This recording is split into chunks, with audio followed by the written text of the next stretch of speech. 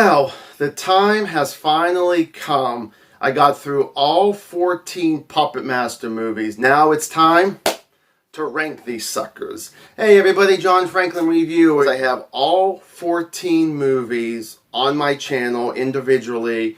Check them out if you like. So, let's get ourselves started with the ranking. And by the way, please be respectful in the comments section. Number 14, the worst of the worst to this franchise is Puppet Master Access Termination. Why do I consider this one the worst? Well, it's because other than the only good things I could say about this movie is that there was some passable acting with some of the good guys, but all the characters you didn't give a damn about. I didn't really care about the whole psychic connection going on with the puppets. I thought the bad puppets were actually wasted in this. I think the good puppets were actually wasted in this movie. There really wasn't that many deaths. There really wasn't anything exciting about this movie.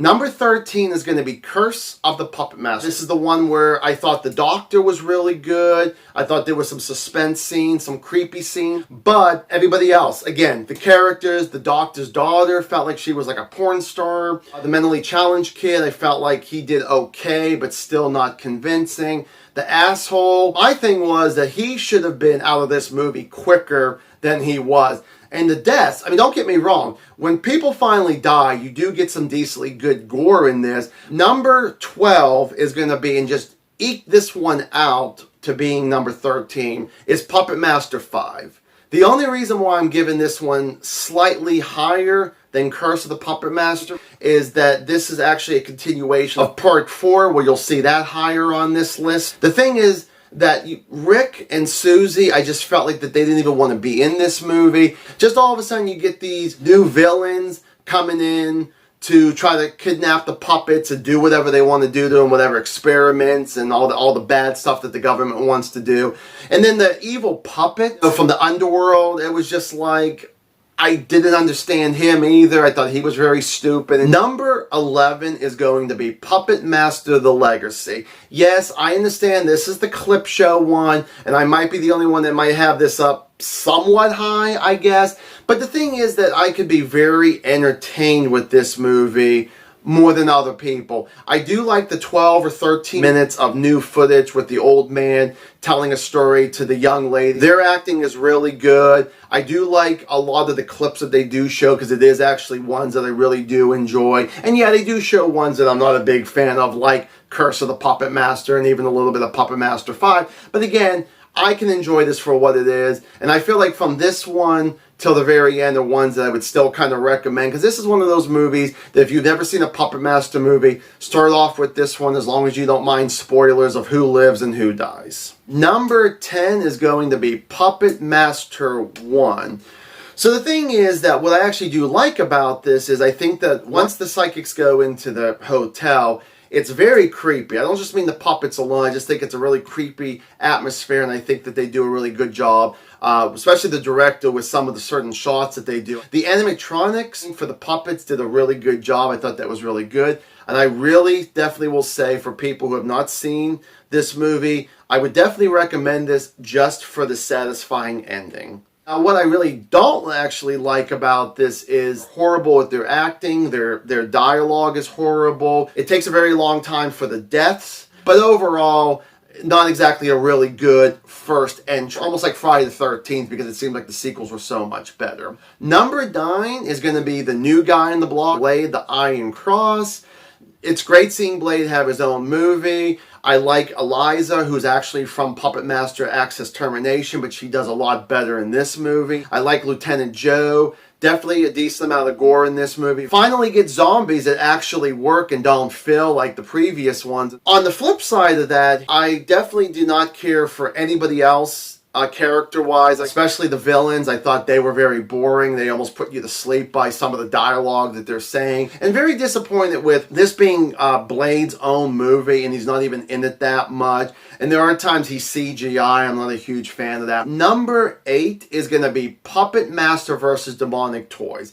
I was hoping to really like this movie a little bit better, but I think this is still a really good spot. A lot better than, of course, the ones I already mentioned there. Corey Feldman does a good job as the great nephew to Toulon. His daughter, Alexandria, they have good chemistry when they work together. Definitely would say that there's some funny parts in this here.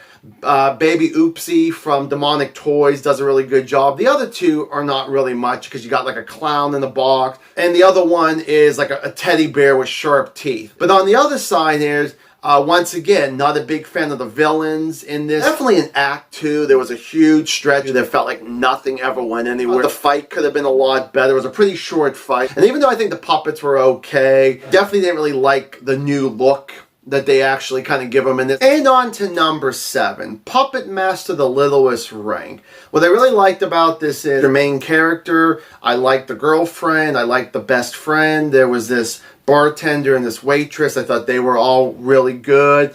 The gore is really great in this. This is definitely one of those ones, if you're a gore hound, you will love this. Definitely takes no prisoners with the puppets and all that and who they will kill in this movie. So it's amazing what they were able to get away with. I think the story was really interesting. On the dislikes is Toulon. He definitely is not even in it that much. I don't like what they actually try to do with his character in this movie. Same thing with the puppets. How can you cheer for evil puppets? So it's just one of those things that thank God that the human characters in this movie were that believable and that good with their acting. Number 6 is going to be Retro Puppet Master. When I first was doing my list, I had this probably a few spots back. Then I changed my mind and said, you know what, this is actually a really good movie. It took me a while to really like it. I like the actor who plays the young Toulon. I think he does a good job there. I like his story. I even like the wooden puppets. That's kind of what sort of pushed me back. And I'm like, you know what, the wooden puppets for their very first time, and so far it's the only time they've done it, I think they do a really good job with what they actually will give you. I like the old man who actually teaches him, because a lot of people, the acting's pretty good, like the old man. Elsa, I like that. The mummies are really cool as villains. The big thing I'm going to actually have to put in the dislikes is very lazy dialogue. There's characters like the mummies, where maybe it does make sense, I don't know, where one character will say something and a second mummy will say the exact same thing, and then the third mummy might say something. On to number 5, and that's going to be Puppet Master Access of Evil. Well, the first thing I have to say that I really liked about this is I like the characters Danny and his girlfriend Beth. They got some great chemistry. No matter if they're actually together or even if they're separate, they do a really good job with their acting. It's very believable. Most people in this movie, I love their acting. Talk about the comic relief, Danny's brother, Don. He is really good. And talking about finally villains that you just love to hate, there's a couple German guys and a Japanese woman and a couple Japanese henchmen there.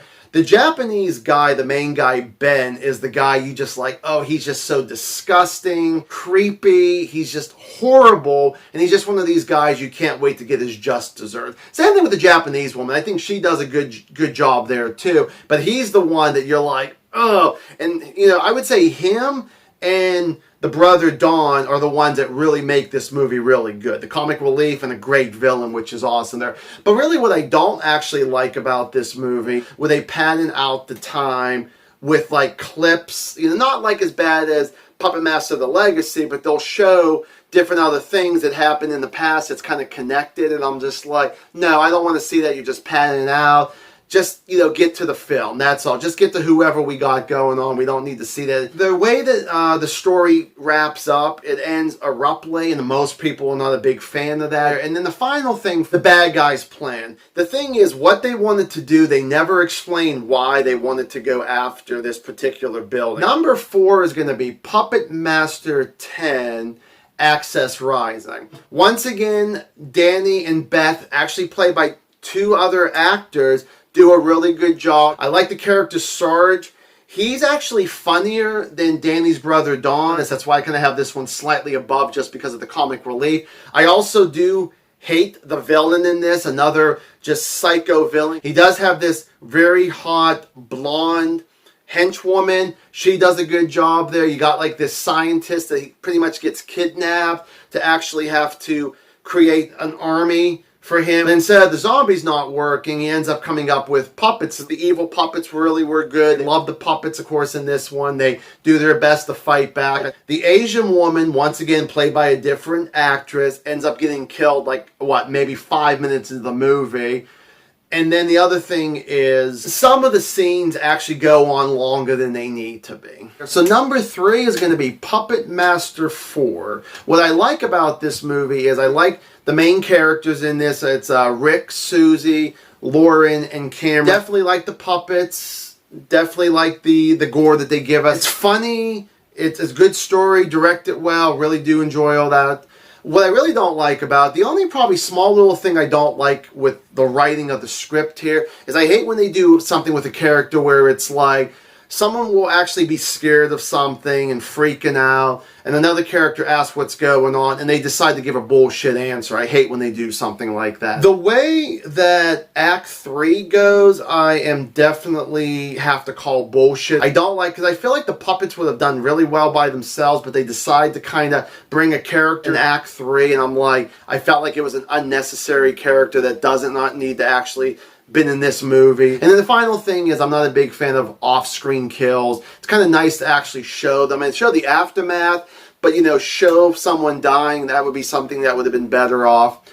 Now we're down to the top 2. We're down to Puppet Master 2 and Puppet Master 3. Which one's going to take silver? Number 2 will be Puppet Master 2. This is a great movie. This is actually the very first movie I ever got a chance to see in this series. Good thing I saw this one, because if I would have saw the first one, I probably would have never been interested in this series. Definitely like our villain in this here, like the guy who wears all black, a black jacket, black hat, his face is all wrapped up in bandages. He does a really good job.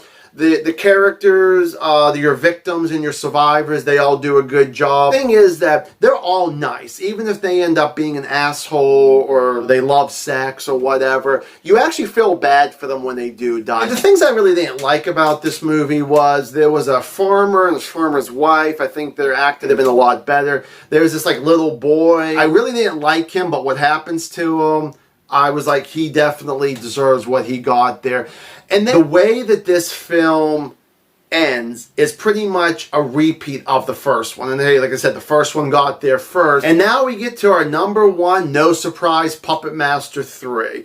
This is a perfect movie. Everything that happens in this, the person who plays Toulon does a good job. Love the puppets. The way he treats his puppets, just like if they were humans, he respects them. You got your German there, Major Kraus. He does a damn good job. You're just like, you hate him. This is just a great movie. Violence on top of violence. The puppets versus Germans works everything in this here. I don't have a single dislike about this movie. This was my ranking of the Puppet Master movies. I'd like to hear yours. What exactly is yours? And if you haven't seen them all, just rank the ones that you have seen. I'll be kind of curious. Or just pick your best and your worst Puppet Master movie. Thank you guys so much for watching this video here. And as always, stay awesome.